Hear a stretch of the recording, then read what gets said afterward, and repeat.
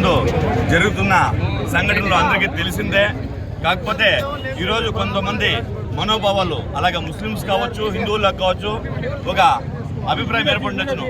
మేము ఇబ్బందులు పడ్డాము, మాకు ఈరోజు తెలియకుండా కొంతమంది ముస్లిం పెద్దలు, కొంతమంది హిందూ పెద్దలు మాత్రం వెళ్ళేసి మీరు రాజీ చేసి ఈరోజు రోడ్డు పొడవున హిందూ ముస్లిం బాయ్ బాయ్ రామ్ రహీం ఏకే అనుకుని చెప్పేసి వచ్చేసిన మాత్రం మాలో మార్పు వస్తుందని చెప్పేసి కొంతమందికి డౌట్ ఉండొచ్చును. చాలా మంది ఆ మనోభావం కూడా దెబ్బతినొచ్చును.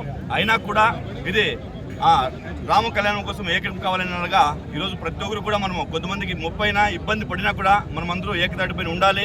కొంతమంది పెద్దల నిర్ణయమే కాదు, ఈరోజు ప్రభుత్వ నిర్ణయం ఇది వచ్చేసిందినో ఎందుకంటే ఈరోజు ఒక ఎస్పీ గారు, కలెక్టర్ గారు నిద్రలేని రాత్రులు 3 నిద్రలేని రాత్రులు గడిపి ఈరోజు వికోట పట్టణం నుండి ఎలాంటి ఈ అరాచక శక్తులకు ఎవరు నిదర్శనమో, ఎవరు మూలకర్త, ఎవరు వెనకాల ఉన్నారని నిర్ధారించడం జరిగింది, రాసుకోవడం జరిగింది. వాళ్ళ మీద తగిన యాక్షన్ కూడా తీసుకోవడం జరుగుతుంది.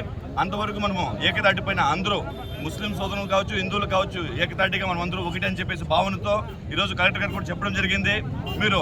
మనం ఒకటి అని చెప్పేసి రోడ్లో నడుచుకుంటే మాత్రం కాదు, ఈరోజు హిందువుల గుడికి ముస్లిం సోదరులు కూడా రావాలి.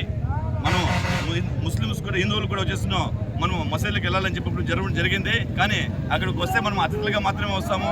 ఈరోజు ముస్లిం సోదరులు వాళ్ళు మసీదుకి వెళ్ళాలంటే ఇంటి నుండి స్నానం చేసుకుని వెళ్ళినా కూడా అక్కడ చాలా వరకు అక్కడ మసీదుకి వెళ్ళామంటే అక్కడ వాటర్లో నీళ్ళు అన్ని నవరంధ్రాలు నీటి కడుక్కొని లోపలికి వెళ్ళడం జరుగుతుంది. కానీ కొంతమంది మాత్రము మనం ఏమి తెలియకుండా వెళ్ళిపోవడము, టోపీ వేసుకునేయడము, టవల్ కట్టుకునేయడము, నమాజ్ చేసేయడం చేస్తున్నారు. ఇవన్నీ చాలా తప్పు. మన ముస్లిం సోదరులు గమనించి అలాంటి దొంగలు వచ్చారంటే దూరం పెట్టి ఖచ్చితంగా ఆ భావాలకు అనుగుణంగా దాన్ని గౌరవించే వాళ్ళకి మాత్రమే మనం లోపలికి తీసుకెళ్ళాలి. అలాగే హిందూ సోదరులు కూడా అంతే. మనం వాళ్ళని రప్పించామంటే వాళ్ళు గౌరవప్రదంగా మనం ఏమి చేయాలో వాళ్ళకి ఇచ్చి అందరూ ఒక్కటిగా ఉన్నామంటే బాగుండని చెప్పేసి కూడా నేను ఈ సభాముఖంగా తెలియజేస్తున్నాను. అందరూ ఒకటి కలిసికట్టుగా ఉండాలని చెప్పి కోరుకుంటున్నాను.